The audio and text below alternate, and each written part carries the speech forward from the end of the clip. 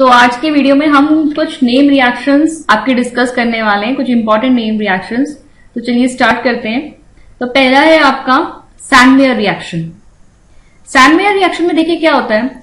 Basically यहां पर हम यूज करेंगे आपका बेंजीन डाइजोनियम सॉल्ट। ठीक है, बेंजीन डाइजोनियम सॉल्ट की बात हमने इससे पीछे वाले वीडियो में भी करी थी, जहां हमने डायएजोटाइजेशन रिएक्शन की बात करी थी। डायएजोटाइजेशन रिएक्शन के लिए हमने क्या पढ़ा था कि आपका जो एनिलीन होता है, ठीक है, ये फिनाइल रिंग है, इस पे अगर आपका NH2 लगा हुआ है तो ये एनिलीन है।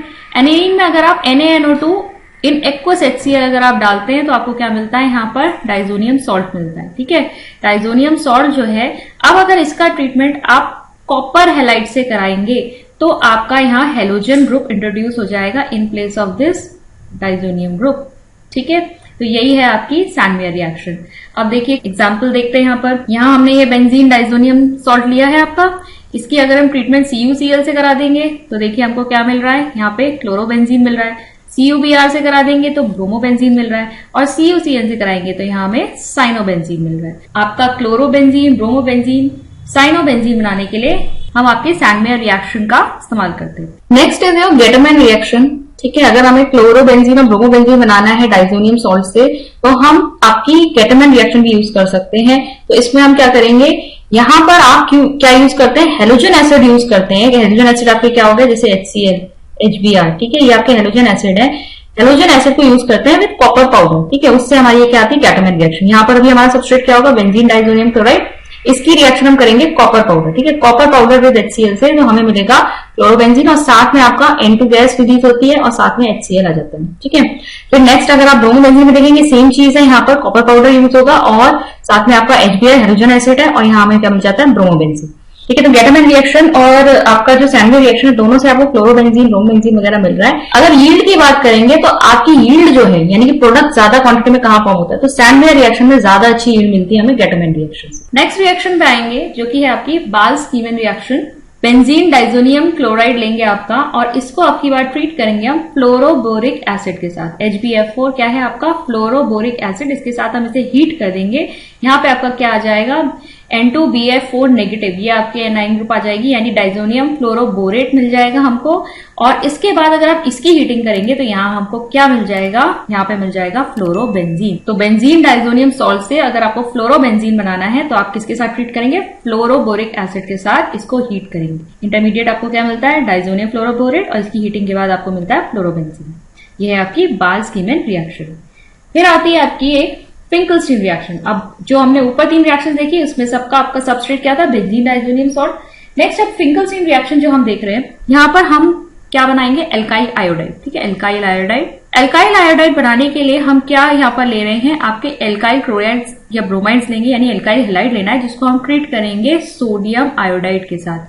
ठीक है, sodium iodide in dry acetone हम लेंगे यहाँ पर। तो देखिए रिएक्शन हमने यहाँ पर क्या लिया, एल्काइल हैलाइड लिया, NaI के साथ उसको ट्रीट कर रहे हैं, तो यहाँ पर बेसिकली हेलोजन एक्सचेंज हो रहा है। ठीक है, यहाँ पर आयोडीन आ जाएगा in place of this X, हमें एल्काइल हैलाइड मिल जाएगा, NaX अलग हो जाएगा, और X आपका क्या हो सकता है, या क्लोरीन हो सकता है या ब्रोमीन हो सकता है। अब अगर इस रिएक्शन को हमें फॉरवर्ड डायरेक्शन में ही रखना है तो हम क्या करेंगे, यहाँ पर जो आपका सोडियम हैलाइड बना है उसको हम प्रेसिपिटेट कराते रहेंगे। तो इससे क्या होगा, जब प्रोडक्ट साइड में क्वांटिटी कम होगी तो ली-चैटलियर प्रिंसिपल के अकॉर्डिंग क्या होगा, आपकी रिएक्शन फॉरवर्ड डायरेक्शन में होगी। ठीक है, हमने ली-चैटलियर प्रिंसिपल में पढ़ रखा है। जब आप किसी भी रिएक्टेंट या प्रोडक्ट की कंसंट्रेशन को आप क्या करते हैं, कम करते हैं, तो रिएक्शन क्या करेगी, उसे बैलेंस करने के लिए उस डायरेक्शन में मूव हो जाएगी। यानी कि अगर हमें प्रोडक्ट साइड से अगर आप कंसंट्रेशन कम करेंगे एक प्रोडक्ट की, तो फिर यहाँ पर इसको बैलेंस करने के लिए ये रिएक्शन फॉरवर्ड डायरेक्शन में ही चलेगी, ताकि हमारा ज्यादा से ज्यादा प्रोडक्ट यहाँ पे बने। और फिंकलस्टीन रिएक्शन से हम क्या बना रहे हैं, यहाँ पर हम बना रहे हैं यहाँ पे एल्काइल आयोडाइड। नेक्स्ट देखेंगे स्वार्ट्ज रिएक्शन। अब देखिए स्वार्ट्ज रिएक्शन में हम क्या कर रहे हैं, यहाँ हम बनाएंगे एल्काइल फ्लोराइड। ठीक है, क्या बनाएंगे हम, एल्काइल फ्लोराइड्स।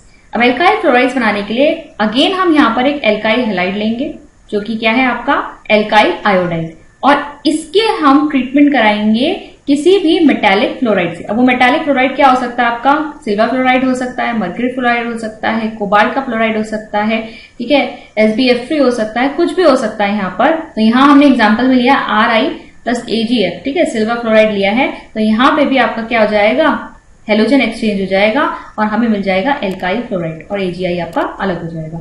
एग्जाम्पल के तौर पे आप देख सकते हैं, यहाँ मिथाइल क्लोराइड लिया, AgF के साथ ट्रीट किया, हमें मिथाइल फ्लोराइड मिल गया, AgCl बाहर हो जाएगा। देन CH3Br यानी कि आपका एल्काइल ब्रोमाइड लिया, AgF के साथ ट्रीट किया, तो आपको क्या मिल रहा है, एल्काइल फ्लोराइड। पिंकलस्टीन रिएक्शन और स्वार्ट्ज रिएक्शन दोनों में हमने क्या देखा, क्या हो रहा है यहाँ पे, हेलोजन एक्सचेंज। ठीक है, अदला बदली हो रही है हेलोजन। नेक्स्ट रिएक्शन देखेंगे Wurtz reaction, a very important reaction. Alkyl halides जब हम सोडियम के साथ ट्रीट करते हैं एल्काइल हैलाइड्स को इन ड्राई ईथर, तो हमें क्या मिलते हैं, हमें हाइड्रोकार्बन्स मिलते हैं containing double the number of carbon atoms present in the halide. मतलब यहां हमने RX लिया था, ठीक है, ये देखिए RX के हमने यहां मान लीजिए 2 मोल लिए और यहां हमने क्या लिया है, सोडियम इन ड्राई ईथर। ठीक है, अब क्या होगा, यहां पर भी हैलाइड है हमारा, यहां पर भी हैलाइड है और यहां हमने सोडियम के 2 मोल ले रखे। ये सोडियम इनके साथ मिलके तो क्या बना देगा, सोडियम हैलाइड हमारा अलग हो जाएगा 2 मोल। बचा ये वाला R और ये वाला R, ये दोनों आपस में क्या कर जाते हैं, कंबाइन कर जाते हैं और यहां पर हमें क्या मिल जाता है, हाइड्रोकार्बन मिल जाता है। जैसे यहां पर एग्जाम्पल दिखा रखा है, मिथाइल ब्रोमाइड अगर हम सोडियम के साथ इसको ट्रीट कर रहे हैं, मिथाइल ब्रोमाइड के 2 मोल हमने लिए, ठीक है, ड्राई ईथर में लिए, ये Br जो है ये सोडियम के साथ मिलकर सोडियम ब्रोमाइड बनके अलग हो जाएगा 2 मोल और CH3 मिलके क्या बन जाएगा, इथेन। डबल मिल रहा है हमको, यानी हमने यहाँ पे मिथाइल लिया था और मिथाइल दोनों मिलके हमें क्या मिल जाएगा, इथेन मिल जाएगा।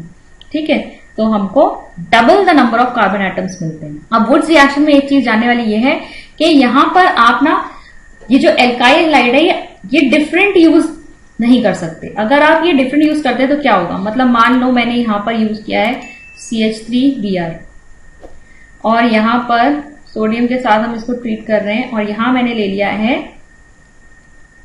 C2H5, ठीक है, इथाइल ब्रोमाइड, यहां मिथाइल ब्रोमाइड, यहां इथाइल ब्रोमाइड।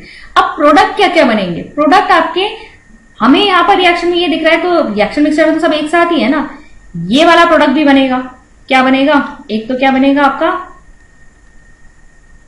प्रोपेन बनेगा, ठीक है, एक तो आपका क्या बनेगा, प्रोपेन बनेगा।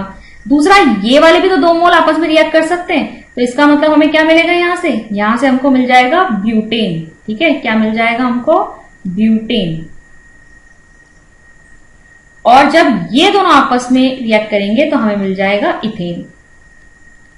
ठीक है, तो हमारे पास यहां से रिएक्शन मिक्सचर में जो प्रोडक्ट आए 3 तरह के डिफरेंट प्रोडक्ट्स आ गए और हाइड्रोकार्बन जो होते हैं ना, इनको सेपरेट करना भी फिर एक अलग टास्क हो जाता है, तो वो बहुत मुश्किल हो जाएगा। तो इसीलिए हम यहाँ पर वुड्स रिएक्शन में डिफरेंट एल्काइल हैलाइड यूज नहीं करते, हम यहाँ पर एक ही तरह का एल्काइल हैलाइड यूज करते हैं। नेक्स्ट चलेंगे, चलिए पहले फिटिक रिएक्शन देख लेते हैं। जैसे हमने अभी देखी RX प्लस Na और XRa, यहां पर आपका क्या बन गया, यह हाइड्रोकार्बन बना था।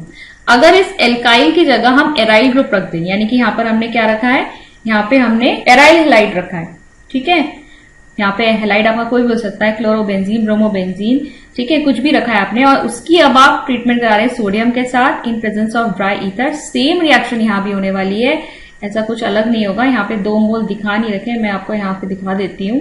ठीक है, ये सोडियम के साथ ट्रीट किया, 1 मोल हमारा यहाँ भी आएगा ऐसे ही और इस तरीके से। ठीक है, और अब क्या होगा, सेम वही प्रोसेस, इसके साथ ही अलग हो जाएगा और हमें यहाँ पे क्या मिलेगा, हमें यहाँ पर 2 एराइल ग्रुप्स आपके ज्वाइन हो जाएंगे, यानी क्या मिली हमें, बाइफिनाइल रिंग मिल गई हमको। ठीक है, क्या मिल गई हमको, बाइफिनाइल रिंग।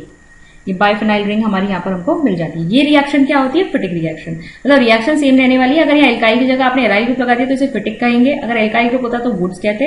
अब वुड्स फिटिक क्या है, अगर मैंने एक जो है आपका ये लिया है, एराइल हैलाइड लिया है, और एक जो है मैंने आपका लिया है रिएक्टेंट एल्काइल हैलाइड, यानी मैं एक तरफ एरोमेटिक ले रही हूँ, एक तरफ क्या ले रही हूँ, एलिफेटिक ले रही हूँ। अब इनकी ट्रीटमेंट जब हम कराएंगे तो ये R ग्रुप आपका इस यहाँ पर इंट्रोड्यूस हो जाएगा, ये क्या है आपकी वुड्स फिटिक, ये आपकी वुड्स फिटिक रिएक्शन हो जाएगी। तो ध्यान रखना आसान है, अगर आप एक साथ कंटिन्यूटी में तीनों को समझेंगे तो आपको इजीली समझ में आ जाएगा। इंपॉर्टेंट रिएक्शंस है वुड फिटिक और वुड्स फिटिक रिएक्शन। अभी तक हमने इसमें जितनी भी कवर करी सारी इंपॉर्टेंट रिएक्शंस है। नेम रिएक्शंस पे क्वेश्चंस आ जाते हैं, कभी कभी आपसे यहाँ रिएक्टेंट दे देगा और सामने प्रोडक्ट पूछ लेगा, तो अगर आपको पता है कि ये कौन सी नेम रिएक्शन है, क्या सबस्ट्रेट के साथ आपको क्या प्रोडक्ट मिलने वाला है, तो आप यहाँ पर बता सकते हैं। कभी कभी आपको रिएक्शन दे देता है और आपके नेम पूछ लेता है, ठीक है, 4 ऑप्शन दे देगा, आपसे पूछ लेगा ये इस पर्टिकुलर रिएक्शन का नेम क्या है, ठीक है। कभी कभी आपसे यहाँ पर कंडीशन भी पूछ लेता है, ठीक है, क्योंकि नेम रिएक्शन है तो आपको हर चीज याद होती है, सबस्ट्रेट क्या है, उसमें क्या कंडीशंस लग रही हैं, क्या प्रोडक्ट फॉर्म हो रहा है, तो क्वेश्चन इसमें किसी भी तरह से आ सकता है। इसको इसी तरीके से आप स्टडी करिए। चलिए आज की वीडियो में बस इतना ही, मैं मिलती हूँ आपसे नेक्स्ट वीडियो में। Thank you.